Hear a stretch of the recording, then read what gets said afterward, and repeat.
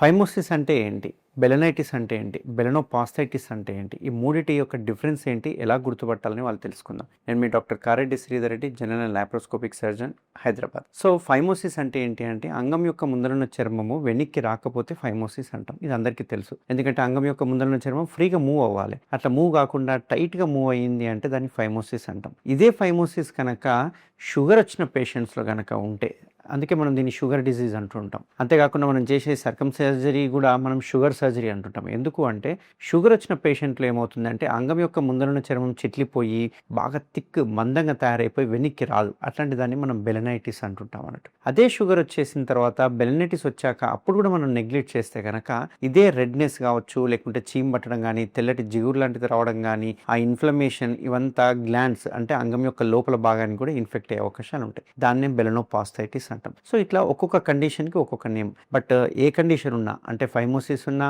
Balanitis ఉన్నా, బెలనోపాస్థైటిస్ ఉన్నా surgery is the only option. ఎందుకంటే దీన్ని మందులతో తగ్గించలేం. మందులు ఇవ్వడం వల్ల ఇన్ఫెక్షన్ తగ్గుతుంది, పెయిన్ తగ్గుతుంది, కానీ అక్కడ ఉన్న డిసీజ్ పోదు. ఎందుకంటే అక్కడ ఉన్న ముందర చిన్న చర్మం చిట్లిపోయి మొత్తం మందంగా తయారైపోయి వెనక్కి రాదు. అట్లాంటి టైంలో కనుక మనం బలవంతంగా వెనక్కి లాగి క్లీన్ చేసుకోవాలనుకున్నా, లేకపోతే ఇంటర్కోట్ చేసినా సివియర్గా కట్ అవ్వడము, పెయిన్ అవ్వడము, ఒక రకమైన బర్నింగ్ సెన్సేషన్, మంట, ఇట్లాంటివన్నీ ఉంటాయి అన్నట్టు. సో వీటికి మనం ఏం చేస్తాము అంటే సర్కంసిషన్ సర్జరీ చేస్తాం. యూజువల్గా ఫైమోసిస్కి, బెలనైటిస్కి, బెలనోపాస్థైటిస్కి ఓపెన్ సర్జరీ అందరికీ తెలిసిందే. ఏంటి అంటే అక్కడ కోత పెట్టేసేసి కుట్లేస్తూ ఉంటాం. దీనివల్ల 10-15 రోజులు బెడ్ రెస్ట్ ఉండాల్సి వస్తుంది. కుట్లేయడం వల్ల అక్కడ హీలింగ్ అనేది చాలా డిలే అవుతుంది.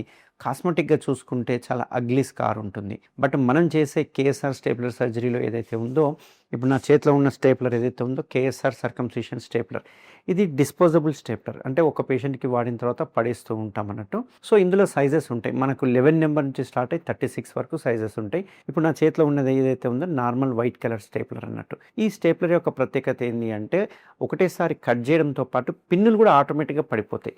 ఈ పిన్నులు కూడా సైజుని బట్టి ఉంటుంది. 12 నుంచి 16 నుంచి 24 పిన్నులు. అంటే ఒక దానిలో సైజులో 12 పిన్నులు ఉంటాయి, 16 పిన్నులు ఉంటాయి, 24 ఉంటాయి, హైయెస్ట్ 24 పిన్స్ ఉంటాయి. ఈ పిన్నులు పడడం వల్ల అడ్వాంటేజ్ ఏంటంటే ఎక్కడ రా ఏరియా అంటే కట్ అనేది కనపడదు మనకి. ఎందుకంటే కట్ చేసిన వెంటనే ఆటోమేటిక్గా రౌండ్గా పిన్నులు పడిపోతుంది కాబట్టి ఎక్కడ రా సర్ఫేస్ కానీ ఓపెన్ వూండ్ కానీ ఉండదు. కాబట్టి దానికి ఎటువంటి డ్రెస్సింగ్స్ అవసరం ఉండదు, పథ్యం అవసరం లేదు, బెడ్ రెస్ట్ అవసరం లేదు. సర్జరీ జస్ట్ 10 మినిట్స్లో చేసుకున్నాక హాఫ్ అన్ అవర్లో డిశ్చార్జ్ చేయడం జరుగుతుంది. వాళ్ళు యథావిధిగా వాళ్ళ పనులకు వెళ్ళిపోవచ్చు. ఎంత పెయిన్లెస్ అన్నా కానీ అంతో ఇంత డిస్కంఫర్ట్ ఏదైతే ఉందో అది ఖచ్చితంగా ఉంటుంది. ఎందుకంటే పేషెంట్స్ చాలామంది నన్ను అడుగుతుంటారు, సార్ మీరు వీడియోలోనేమో అసలు పెయిన్లెస్ అంటున్నారు, బట్ చేయించుకున్నాక మాత్రం మాకు పెయిన్ ఉంది అని చెప్పేసి. ఇక్కడ ఏంటి అంటే పెయిన్ ఉండడానికి మెయిన్ కారణం ఏంటి అంటే సెన్సేషన్. ఆ హైపర్ సెన్సిటివిటీ ఏదైతే ఉందో మనం సడన్గా కట్ చేసే వరకు గ్లాండ్స్ మీద చర్మం లేకపోవడం వల్ల ఒక రకమైన మంట, నొప్పి అట్లాంటివి ఉంటాయి అన్నట్టు. సో అది పోవాలంటే కంపల్సరీ అండర్వేర్ వేసుకోవాలి, రిపీటెడ్గా వాష్ చేసుకుంటూ ఉండాలి. అప్పుడప్పుడు ఎరెక్షన్స్ అవ్వకుండా జాగ్రత్త పడాలి. ఎందుకంటే చాలా ఇంపార్టెంట్ ఎరెక్షన్స్ అనేది. ఒక్కసారి ఎరెక్ట్ అయ్యింది అంటే పిన్నులు ఊడిపోయే అవకాశాలు ఉంటాయి, బ్లీడింగ్ అయ్యే అవకాశాలు ఉంటాయి, వాపు వచ్చే అవకాశాలు ఉంటుంది, అండ్ వూండ్ కూడా డిలే అయ్యే అవకాశాలు ఉంటుంది హీలింగ్కి. సో ఒక 15 డేస్ ఎరెక్షన్ని స్టాప్ చేయాలి, అవాయిడ్ చేయాలి. చెప్పడం చాలా ఈజీ, చేయడం చాలా కష్టము. బట్ అయినా కానీ నైట్ టైం కొంచెం లేసి అటు ఇటు ఒక 5 మినిట్స్ తిరిగితే కనుక ఎరెక్షన్స్ ఆగిపోతూ ఉంటాయి. అంతేకాకుండా 1 మంత్ వరకు నో ఇంటర్కోర్స్ కలవకూడదు. ఈ 2 జాగ్రత్తలు కానీ తీసుకుంటే ఈ సర్కంసిషన్ సర్జరీ చాలా సింపుల్గా ఉంటుంది. బట్ ఓపెన్తో కంపారిజన్ చేస్తే ఈ స్టేప్లర్తో చేయించుకోవడం వల్ల 99% పెయిన్ ఉండదు. మంచి స్కార్ అంటే ఒక కాస్మెటిక్గా లైన్లా స్కార్ ఫామ్ అవుతుంది. ఎటువంటి పెయిన్ కానీ, బ్లీడింగ్ కానీ, పథ్యం కానీ, డ్రెస్సింగ్స్ కానీ, బెడ్ రెస్ట్ కానీ అవసరం ఉండదు. Thank you very much.